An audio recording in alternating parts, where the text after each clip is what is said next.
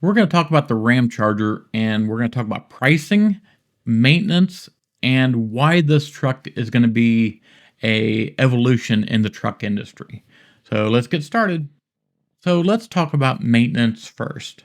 So if you have a truck with an engine and transmission, brakes, all this typical truck structure, when you hit the brakes, your brakes are going to have to do all the stopping power.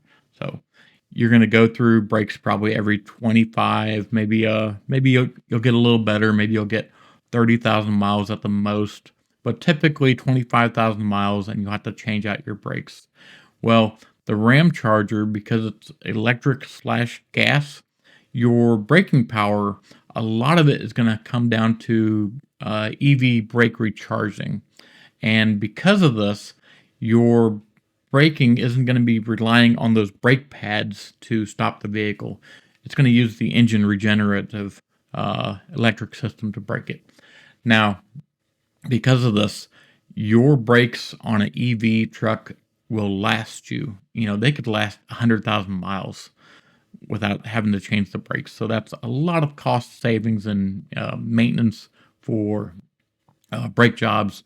And if you do it yourself, it's still, like about maybe $400 in savings from having to redo your brakes all the time.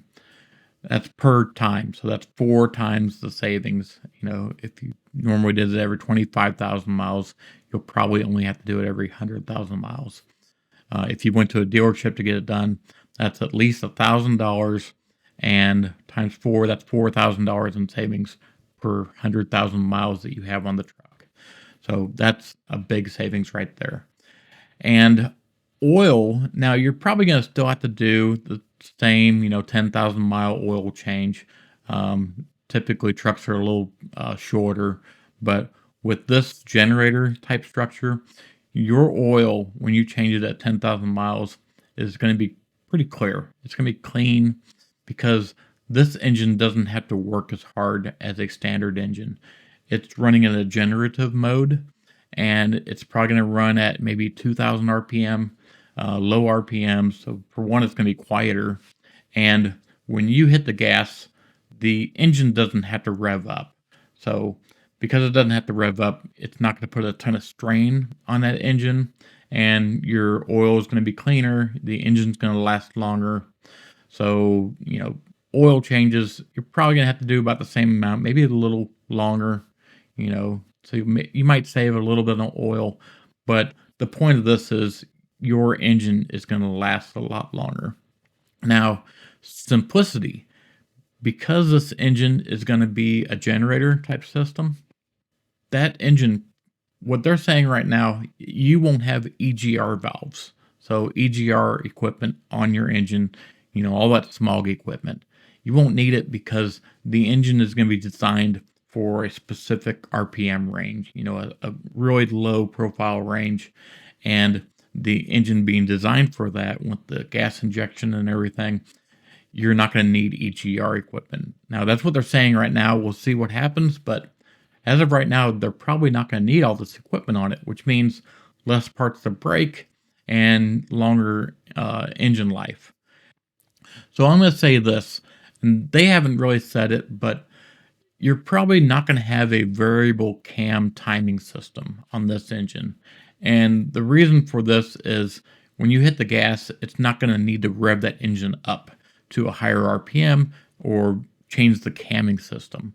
And if you don't need a variable cam in your engine, which means less moving parts and less wear and tear on that engine. So I really hope they don't need a variable cam system on it. And they probably don't because of the RPM range that they're going to be using on it. And again, less parts, less wear and tear, and that engine will last longer. Another thing is you don't need a transmission. Transmissions, the shifting patterns, they have to have these oil paths, and there's lots of variables for transmission, and they have plates for clutch plates in them. So you don't have clutch plates. You don't have all these parts that can break on, because you don't have a transmission anymore. So that's in my opinion, huge. You don't have to have a transmission. You don't need a starter motor. Now, you do have a generator, and the generator is a starter motor. So you do have a generator, which is a giant starter, basically, but no more starter motor. So no more of this, new age start stop at a stoplight problem they have now. Because when you stop at a stoplight, engine shuts off, and it's kind of wonky. Then you hit the gas or you let off the brake, and it starts up. And when the engine starts up, boom, so it kicks on you. You don't have that anymore, and I think that's just genius. I really think that the entire industry that's gas needs to turn to this Ramcharger, generator type system. It's just a well-designed system. So that's pretty much the maintenance part of it. Let's talk about pricing. So pricing of the Ramcharger compared to, let's say, another electric vehicle like the F-150 Lightning or the Rivian or the Cybertruck. Well, let's put Cybertruck out of the picture because it's not priced cheap. Cybertruck is insane. We're not even going to put that in the picture. Rivian is another one that's kind of high on the price. If you're buying a truck for towing and hauling and stuff, you're probably not going to buy the Rivian because of the price range. So if we're talking electric vehicles, let's put it with the Lightning, and it's also compared to a gas. So because you don't need as large of a battery pack on the Ramcharger, it's going to be like 1/3 the price of the Lightning's battery pack. That should help bring the cost down on this truck. Now, my prediction is that the Ramcharger will probably be anywhere from $6,000 to maybe $9,000 more than a standard Ram 1500 truck. So I think you're going to see a little bit of a price increase, but I don't think it's going to be that drastic of a price increase. And you know how it is. When you get a drastic price increase, it's hard to swallow that pill to pay all that money for, such a, it's a truck after all. We're not buying, a luxury Mercedes or something like that.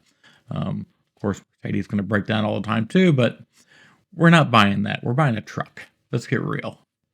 So that's my summary of this. I think the Ramcharger is going to be a game changer in the truck industry because the truck industry, being an EV, it kind of struggles with range anxiety and, doing truck stuff.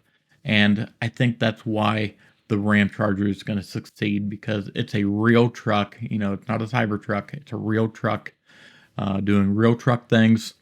And I think that they're going to be able to keep the price within a reasonable price range where, us people can actually maybe afford this truck rather than, the other trucks out there. So that's it for this episode. And again, if you like what we're doing, please subscribe because you all make it happen.